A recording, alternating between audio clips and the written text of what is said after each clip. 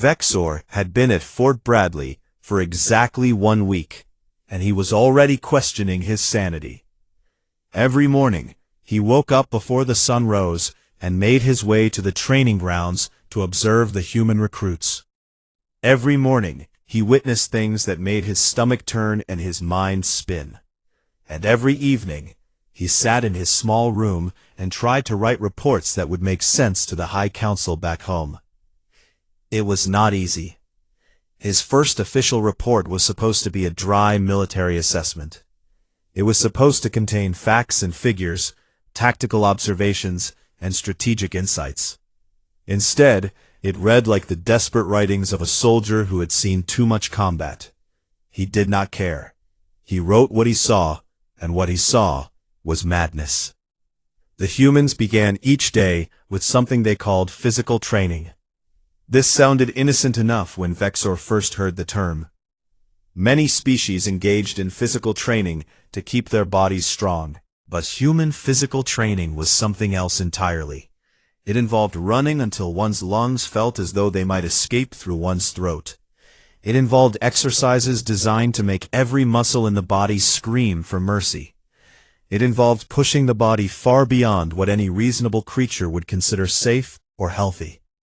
Vexor observed all of this from a safe distance, standing on a small hill overlooking the training field.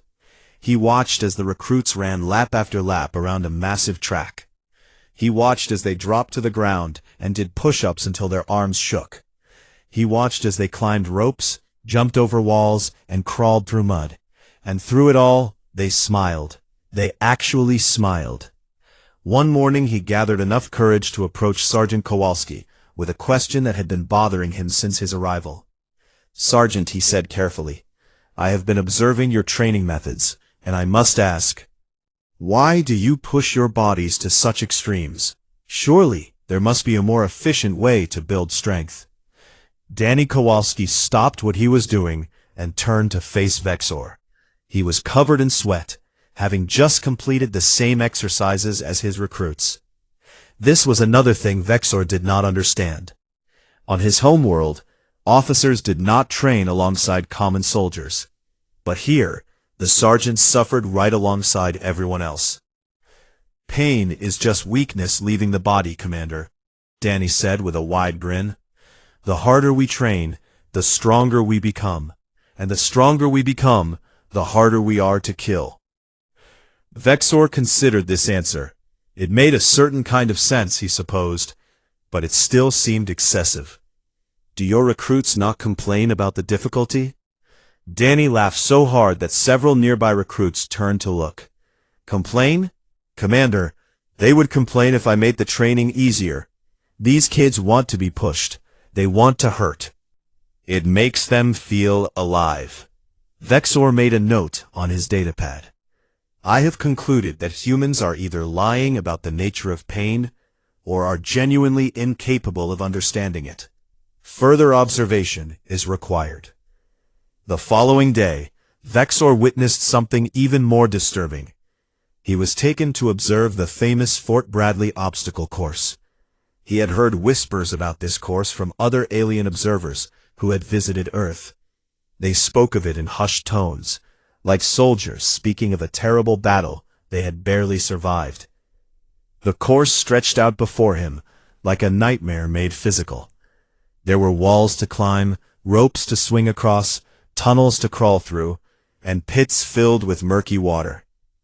But the truly terrifying part was what happened during the crawling section. As the recruits dragged themselves through the mud on their bellies, instructors stood nearby and fired weapons directly over their heads. The danger was obvious. One wrong move, one lifted head, and a recruit could be seriously injured. Vexor watched in horror as a young female recruit named Katie Martinez began the crawl. She was the same red-haired human who had called him Bug Eyes on his first day. He expected to see fear on her face. He expected to see determination at the very least. Instead, he saw something that chilled him to his core. She was smiling. She was crawling through mud, under live gunfire, with bullets passing just inches above her head, and she was smiling like she was having the time of her life. When Katie emerged from the other end of the course, she was covered from head to toe in thick brown mud. It was in her hair, on her face, probably in places Vexor did not want to think about. She stood up, wiped the mud from her eyes, and immediately turned to the nearest instructor. "That was amazing," she said, breathing heavily. "Can I do it again?" Vexor felt his legs go weak. He grabbed a nearby fence post to steady himself. "Are you all right, Commander?" Danny asked, appearing at his side with a concerned expression. "I need clarification," Vexor said weakly. "Is this course a form of punishment? Did Recruit Martinez commit some offense that required her to endure this?" Danny looked genuinely confused by the question. "Punishment? No, this is just Tuesday training. Everyone does the obstacle course on Tuesdays. It's actually one of their favorite activities." "Favorite?" Vexor repeated. The word felt strange in his mouth, like it did not belong anywhere near what he had just witnessed. "They enjoy this?" "Of course they do. Nothing builds team spirit like shared suffering." Danny slapped Vexor on the back, nearly knocking him over. "Tomorrow we do water survival training. The recruits love that one even more. We basically try to drown them, and they have to save each other. It's great fun." That night, Vexor sat alone in his room and stared at the ceiling for a long time. He thought about everything he had seen. He thought about the running and the climbing and the crawling through mud. He thought about Katie Martinez and her impossible smile. He thought about what Danny had said about pain being weakness leaving the body. And then he began to write his second report. "The humans do not train their soldiers," he wrote. "They forge them. They take ordinary beings and put them through fire and pain and suffering until everything soft and weak has been burned away. What remains is something harder than steel, something that does not know the meaning of surrender. I am beginning to understand why the galaxy fears them." He paused, then added one final line. "I am also beginning to fear them myself." By the end of his third week at Fort Bradley, Vexor had filled 7 complete reports with his observations. Each one was more disturbing than the last. The High Council had stopped responding to his messages, which he took as a sign that they were either deeply impressed or deeply concerned. Possibly both. But it was during this third week that Vexor made his most troubling discovery yet. He learned that humans did not simply tolerate danger as a necessary part of military training. They actively sought it out for entertainment. They did dangerous things not because they had to, but because they wanted to. They called this having fun. The discovery happened on a rest day. Vexor had assumed that rest days meant the recruits would stay in their rooms and recover from the brutal training of the previous week. He was wrong. He was very, very wrong. Instead of resting, a large group of off-duty recruits had gathered in a wooded area near the base. They were carrying strange weapons that Vexor did not recognize. The weapons looked similar to rifles, but they were brightly colored in oranges and greens. Vexor approached cautiously, his curiosity overcoming his fear. He found Sergeant Kowalski standing at the edge of the woods, watching the recruits with an amused expression. "What is happening here?" Vexor asked. "Paintball," Danny replied casually. "The kids needed to blow off some steam, so they organized a tournament. Winner gets bragging rights and free drinks at the bar tonight." "Paintball," Vexor repeated. He watched as a recruit aimed his weapon and fired at another recruit. A ball of bright orange paint exploded against the target's chest, leaving a large, colorful stain. The recruit who had been hit grabbed his chest and made a dramatic show of falling to the ground, laughing the entire time. "This involves shooting each other," Vexor said slowly, making sure he understood correctly. "With projectiles that cause pain upon impact. That's right. And they do this voluntarily, every chance they get, for enjoyment." Danny turned to look at Vexor with a raised eyebrow. "Is there a problem, Commander?" Before Vexor could answer, A stray paintball flew past his head and struck a tree behind him. The paint splattered everywhere, some of it landing on his uniform. A young female recruit named Lisa Chen came running over, her face a mixture of embarrassment and barely contained laughter. "Sorry about that, Commander," she said, not sounding sorry at all. "My aim is a little off today." "You shot at me," Vexor said, his voice higher than he intended. "Not at you, near you. There's a difference." Lisa noticed the expression on his face and suddenly burst out laughing. She laughed so hard that she had to sit down on a nearby log, clutching her stomach.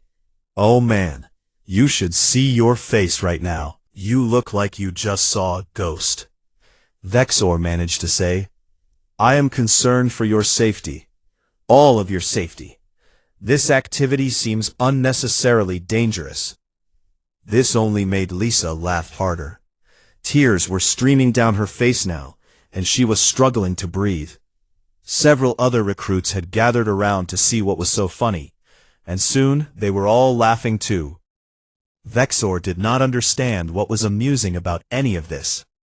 Over the following days, Vexor learned that paintball was just the beginning. Humans had invented countless ways to risk their lives for no practical purpose whatsoever.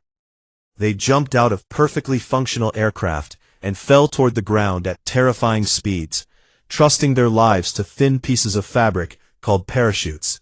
They climbed mountains that served no strategic value, simply because the mountains existed and looked difficult. They swam in waters that contained predators capable of eating them whole. One evening, Vexor found himself sharing a meal in the base cafeteria with a group of recruits. He had started eating with them regularly, partly because he wanted to observe them more closely, and partly because he had to admit they were surprisingly good company. Humans, he had discovered, were excellent storytellers.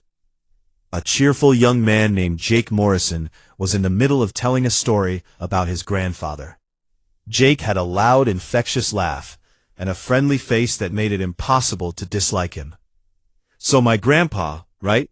He was in the big war about 60 years ago, Jake said between bites of food. "He was fighting in some jungle somewhere, and he got shot in the leg. A real bullet, not paintball, went right through the muscle." The other recruits leaned in, clearly enjoying the story, even though they had probably heard it before. Now any normal person would have stopped fighting at that point, right? Called for a medic, gotten to safety, but not my grandpa. He was too stubborn for that. He kept fighting for 3 more hours. 3 hours with a bullet hole in his leg. When they finally dragged him to a medical tent, you know what he said to the doctor? "What?" several recruits asked in unison. He said, "Doc, I think something bit me." Jake delivered the punchline with perfect timing. The humans erupted in laughter. They slapped the table and wiped tears from their eyes. Even Sergeant Kowalski, who had been passing by, stopped to chuckle at the story. Vexor did not laugh. He felt his stomach attempting to crawl up his throat. "Your grandfather sounds either very brave or very damaged," he said honestly. Jake shrugged, still grinning. "Little of both, probably.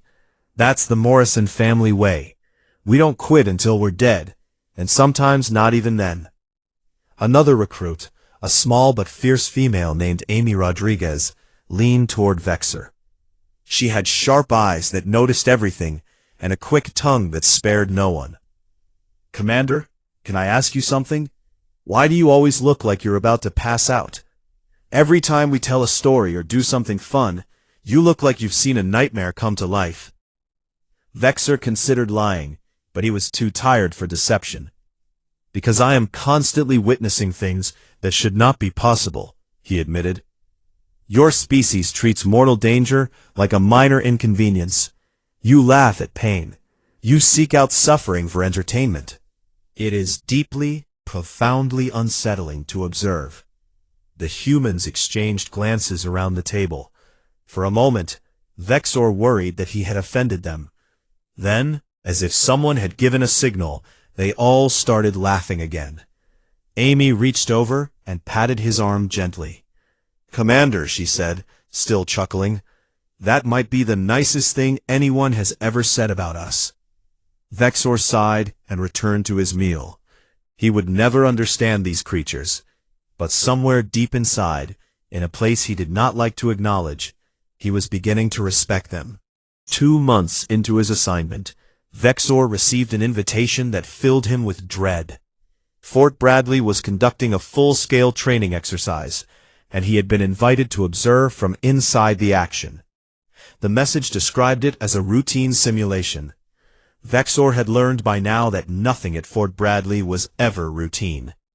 He spent the night before the exercise lying awake in his bed, staring at the ceiling and wondering if it was too late to fake an illness.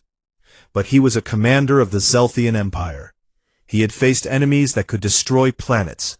He would not be scared away by a simple training exercise. At least, that was what he told himself. The exercise began at midnight, because of course it did. Humans seemed to believe that everything was more fun when it happened in complete darkness. The recruits were gathered in a large field, their faces painted with dark colors to help them blend into the shadows. They carried weapons loaded with special training rounds that would hurt but not kill. Their eyes gleamed with excitement. Vexor had been assigned to follow a squad led by Corporal Chris Bailey. Chris was a strange human, even by human standards. He spoke softly, moved quietly, and always seemed perfectly calm no matter what was happening around him. He also carried an alarming amount of weapons and equipment, enough to supply a small army. "Stay close to me, Commander," Chris said as they prepared to move out. His voice was barely above a whisper. "The objective is simple. We need to reach an extraction point on the other side of this forest. The instructor teams will be hunting us the whole way, trying to take us out. If you get shot, you're dead and have to sit out the rest of the exercise." "I understand," Vexor said, checking his own equipment. He had been given a protective vest and a helmet, but no weapon. Observers were not allowed to participate in the fighting. "One more thing," Chris added, looking Vexor directly in his 4 eyes. "Try not to scream. Sound carries in the forest, and it will give away our position." Vexor straightened his spine with dignity. "I do not scream. I am a decorated commander with 300 cycles of service. I have faced the Vor swarms without making a sound." Chris just nodded, but there was a small smile on his face that Vexor did not like. The squad moved out into the darkness. There were 8 of them in total, plus Vexor. They moved through the trees like ghosts, their feet barely making any sound on the forest floor. Vexor tried to copy their movements, but he felt clumsy and loud compared to them. For the first 10 minutes, nothing happened. The forest was quiet, except for the sounds of insects and the occasional hoot of an owl. Vexor began to relax slightly. Perhaps this would not be so bad after all. Then, exactly 14 minutes into the exercise, a figure burst out of a bush directly beside him. Vexor screamed. He screamed loud enough to wake the dead, loud enough to be heard on his home planet, loud enough to make every bird in the forest take flight in panic. The figure turned out to be a recruit named Megan Torres, who had been hiding in the bush as part of their squad's defensive formation. She looked just as startled by his scream as he was by her sudden appearance. "Contact right," someone shouted in the distance. And then chaos erupted. Gunfire exploded from multiple directions at once. The training rounds made loud cracking sounds as they flew through the air, striking trees and rocks, and occasionally people. The instructor teams had found them, probably because of Vexor's scream, and now they were attacking from all sides. But what happened next was something Vexor would never forget. The human recruits did not panic. They did not run away or freeze in fear.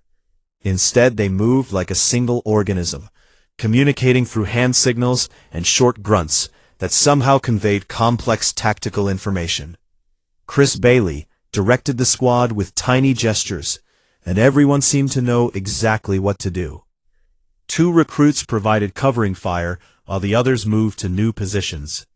Jake Morrison threw a smoke grenade that filled the area with thick white clouds, blocking the enemy's view. Amy Rodriguez flanked around the left side and managed to take out 2 instructors before they even knew she was there. And through it all, they were laughing. Like this was the most fun they had ever had in their lives. Vexor stayed low, pressing himself against a fallen tree and trying to make himself as small as possible. He watched in amazement as the recruits turned certain defeat into a fighting chance. They worked together with a trust that seemed almost supernatural, covering each other's weaknesses and amplifying each other's strengths. At one point, Megan Torres took a training round directly to her shoulder. The impact made a loud smacking sound, and Vexor could see that it had hurt. A dark bruise was already forming on her skin. But instead of retreating like any sensible person would do, Megan charged directly at the instructor who had shot her. She ran full speed through the undergrowth, dodging branches and jumping over rocks. The instructor tried to shoot her again, but she moved too fast. She tackled him to the ground, and they rolled through the leaves in a tangle of limbs. When they finally stopped, Megan was on top, pinning the instructor to the ground with her knee on his chest. "Got you," she said triumphantly. The instructor, a grizzled veteran named Sergeant Ryan Cole, just shook his head and laughed. "That's the spirit, Torres. That's exactly the spirit." The exercise continued for several more hours. By the time the sun began to rise, the squad had reached their extraction point with only 2 simulated casualties. They had outsmarted, outfought, and outlasted everything the instructors had thrown at them. Vexor emerged from the forest feeling like a changed person. His legs were shaking. His heart was pounding. He had dirt in places he did not know dirt could reach. But he had survived. More importantly, he had witnessed something that he could barely comprehend. Chris Bailey appeared beside him, looking as calm as ever, despite the hours of intense combat. "So, Commander," he said casually, "what did you think?" Vexor opened his mouth to answer, but no words came out. He tried again. "I think," he finally managed to say, "that I have witnessed something impossible. Your people do not fight like soldiers. You fight like forces of nature, like storms that refuse to stop until everything in their path has been destroyed." Chris considered this for a moment, then nodded. "I'll take that as a compliment." That night, Vexor wrote the longest report of his entire assignment.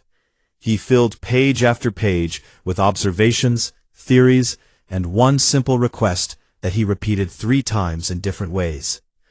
"Please reassign me anywhere else," he wrote. "I have learned everything I need to know about humans. I have learned that they cannot be defeated through conventional means. I have learned that they turn every disadvantage into an opportunity. And I have learned that they find joy in places where other species would find only despair." The High Council denied his request. His mission was not yet complete. Vexor was beginning to suspect that his mission would never feel complete. Some things could not be written in reports. Some things had to be experienced to be understood. 3 months had passed since Commander Vexor first walked through the gates of Fort Bradley. In that time, he had filled more than 50 reports with his observations. He had witnessed things that defied logic and experienced events that challenged everything he thought he knew about warfare. Now, as his assignment drew to a close, he sat in his small room and prepared to write his final assessment for the High Council. He stared at the blank screen for a long time before he began to type. "Esteemed members of the High Council," he wrote, "I was sent to Earth to evaluate human combat training and identify weaknesses that might be exploited in the event of future conflict. After 3 months of extensive observation, I must report that I have found no exploitable weaknesses." He paused and read the words again. They were true, but they did not capture the full truth. He deleted everything and started over. "When I arrived at Fort Bradley, I expected to find a military academy much like our own. I expected discipline and order, and logical training methods designed to produce efficient soldiers. What I found instead was something far more dangerous. I found a species that has learned to transform every weakness into a strength, every defeat into a lesson, and every moment of suffering into fuel for future victory. Yes, that was better. That was closer to the truth. The humans are deeply flawed creatures, he continued.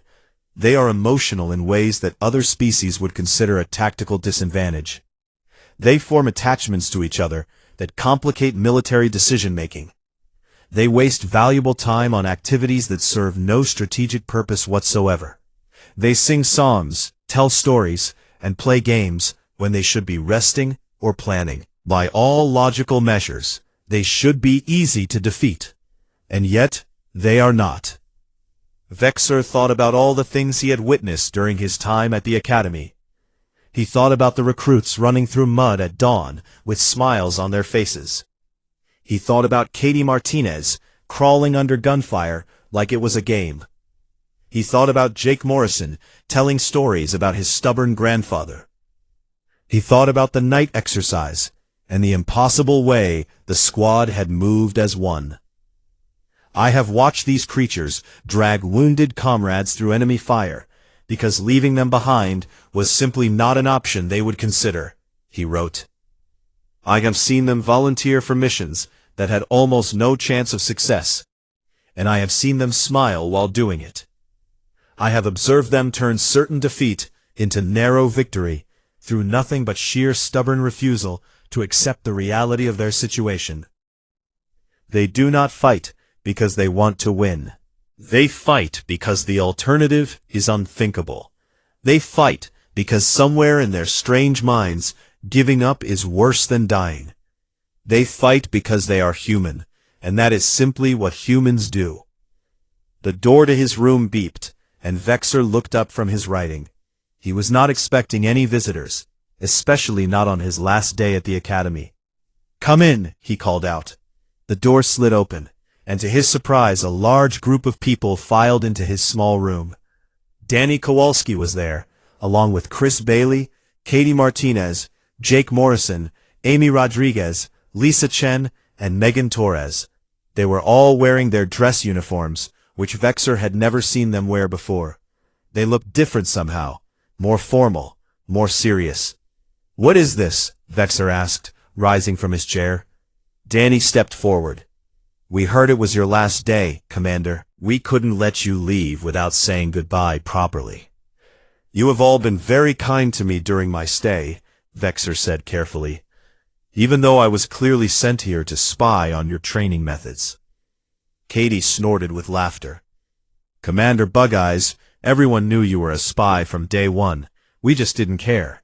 You were terrible at being sneaky. Also, you screamed like a baby bird during the night exercise, Megan added with a grin. Pretty sure they heard that scream back on your home planet. Vexor felt his face flush with embarrassment. I did not expect you to jump out of a bush directly beside me. No one ever does, Megan said proudly. That's why it's so effective. Danny reached into his pocket and pulled out a small box. He handed it to Vexor with an expression that was surprisingly solemn for a man who usually looked like he was about to laugh at something. Something to remember us by. Vexor opened the box slowly. Inside was a patch bearing the Fort Bradley Combat Academy insignia, a shield with 2 crossed swords and a lightning bolt. But underneath the standard design, someone had stitched additional words in careful letters. Honorary Human. Vexor stared at the patch for a long moment. Something strange was happening to his face. His species did not cry. They did not produce tears from their eyes like humans did. But apparently they could come very, very close. I do not understand you, he admitted, his voice rough with emotion. I have studied you for 3 months, and I still do not understand how you function as a species. Your training methods make no logical sense. Your concept of fun is terrifying. Your willingness to suffer for each other defies all rational calculation. Jake Morrison threw an arm around Vexor's shoulders. The gesture would have been considered an assault on the Zelfian homeworld. But here it felt like something else entirely. It felt like acceptance. "That's okay, Commander," Jake said warmly. "We don't understand ourselves either. That's kind of the whole point. We don't try to make sense. We just try to be there for each other when it matters. Everything else is just details." Vexor looked around the room at the faces of the humans who had become something close to friends. He saw kindness in their eyes, and strength, and a stubborn refusal to let the universe tell them what was possible. "I will miss this place," he said, surprised to find that he meant it. "I will miss all of you." "You can always come back and visit," Amy said. "We'll teach you how to play paintball properly. Maybe you'll even learn how to not scream when someone jumps out at you." "I would like that." And he meant that, too. Later that evening, as his transport shuttle carried him away from Earth and back towards Zelthian space, Vexor finished his final report. He added one last paragraph that he suspected the High Council would not appreciate, but that he felt compelled to write anyway. Recommendation to the High Council: do not engage humanity in combat. Not because they are strong, although they certainly are. Not because they are fearless, although they seem to be. Do not engage them because they have discovered something that the rest of the galaxy has not yet learned. They have discovered that the secret to survival is not avoiding death or calculating odds or making logical decisions. The secret is much simpler and much harder. The secret is to find joy in the struggle, to laugh when everything is falling apart, to love the people beside you more than you fear the enemy ahead of you. They call it being human. I call it the most terrifying thing I have ever witnessed. And somewhere deep inside, in a place I do not fully understand, I call it beautiful. Respectfully submitted, Commander Vexor, former intelligence officer, current honorary human. Commander Vexor of the Zelthian Empire had served the High Council for 300 cycles. He had seen things that would make most species lose their minds.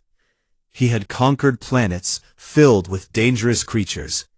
He had negotiated peace treaties with hostile empires that wanted nothing more than to eat his face.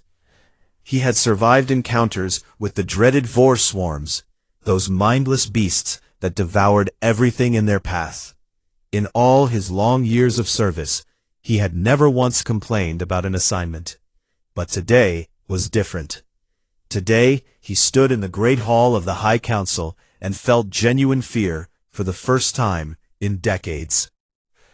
Admiral Kryn's holographic form flickered in front of him, the blue light casting strange shadows across the ancient walls. The Admiral was old, even by Zelthian standards, and his 4 eyes carried the weight of countless wars and difficult decisions. "You want me to do what?" Vexor asked, his voice cracking slightly.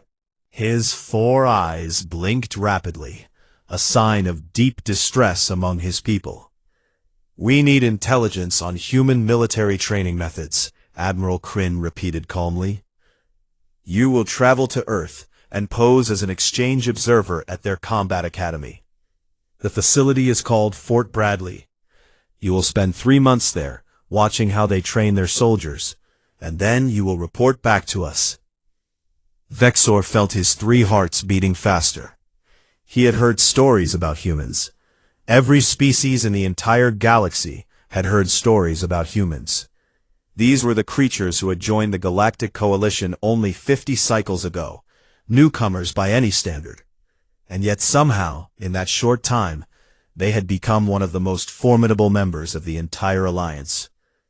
They were the beings who laughed at danger and treated near-death experiences as entertainment. They were the species that other species told horror stories about. "With respect, Admiral," Vexor said carefully, "could you not send someone younger? Someone more expendable? I have served the Empire faithfully for 300 cycles. Surely I have earned a peaceful assignment." Admiral Kryn made a sound that might have been laughter. "You are our best intelligence officer, Commander. Your observation skills are unmatched in the entire fleet. Besides, The humans specifically requested someone of high rank. They said it would be more fun that way. That word troubled Vexor deeply. Fun. Humans used it constantly, and it rarely meant anything good for other species. When humans said something would be fun, it usually meant someone was going to get hurt, scared, or traumatized. Sometimes, all three at once. I do not like the way they use that word, Vexor admitted. Neither do I, Admiral Kryn agreed. Your transport leaves tomorrow. Good luck, Commander. Try not to die. 2 weeks later, Vexor found himself standing at the gates of Fort Bradley Combat Academy on the planet Earth. It was early morning, and the sun was just beginning to rise over the horizon. The sky was painted in shades of orange and pink, and Vexor had to admit that Earth was a beautiful world. It seemed like such a peaceful place. He wondered how such a peaceful-looking planet could produce such terrifying creatures. His thoughts were interrupted by the sound of thundering footsteps. A group of human recruits came running past him, their boots hitting the ground in perfect rhythm. They were covered in sweat, despite the cool morning air, and their breathing was heavy and labored. They had clearly been running for a long time already. One of them, a young female with bright red hair and a face full of freckles, noticed Vexor standing there. Instead of ignoring him like a sensible person would, she actually waved at him. She waved cheerfully, as if she was not exhausted and covered in mud. "Morning, Commander Bug-Eyes," she called out as she ran past. "Beautiful day for suffering, right?" Vexor did not know how to respond to that. He was still processing the casual insult to his appearance when the group disappeared around a corner, their laughter echoing behind them. He pulled out his datapad and made his first official note. Humans appear to enjoy physical discomfort and have no respect for superior officers of other species. Also, they give very strange nicknames. A few moments later, a human male approached him. This one was tall, much taller than Vexor, with a completely shaved head that gleamed in the morning sunlight. His arms were massive, covered in muscles that looked capable of crushing Zelthian skulls with minimal effort. Despite his intimidating appearance, his face wore a friendly smile. "Commander Vexor?" the human asked. His voice was deep and rough, like gravel being crushed under heavy boots. "Yes, that is me," Vexor confirmed, trying not to show his nervousness. "I'm Sergeant Danny Kowalski. Welcome to the madhouse." The human extended his hand in the traditional human greeting gesture. Vexor had studied this custom before arriving. He reached out and shook the hand, feeling the incredible strength in the human's grip. The sergeant was clearly holding back. But even so, Vexor's hand felt like it had been caught in a machine. "Thank you for the welcome," Vexor managed to say. "I look forward to observing your training methods." Sergeant Kowalski laughed at that. It was a big, booming laugh that seemed to come from deep within his chest. "Oh, you're going to love it here, Commander.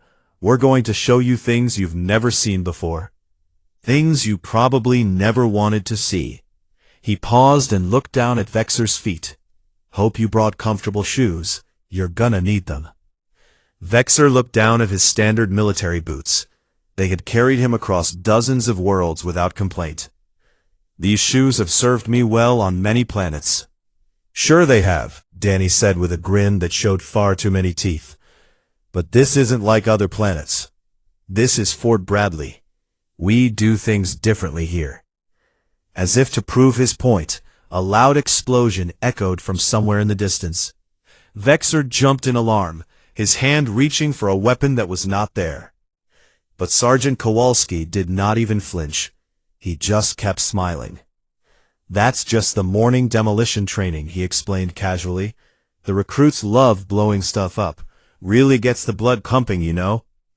Vexor did not know, but as he followed Sergeant Kowalski through the gates of Fort Bradley, he had a sinking feeling that he was about to learn far more about humans than he had ever wanted to. The madhouse awaited him, and there was no turning back now.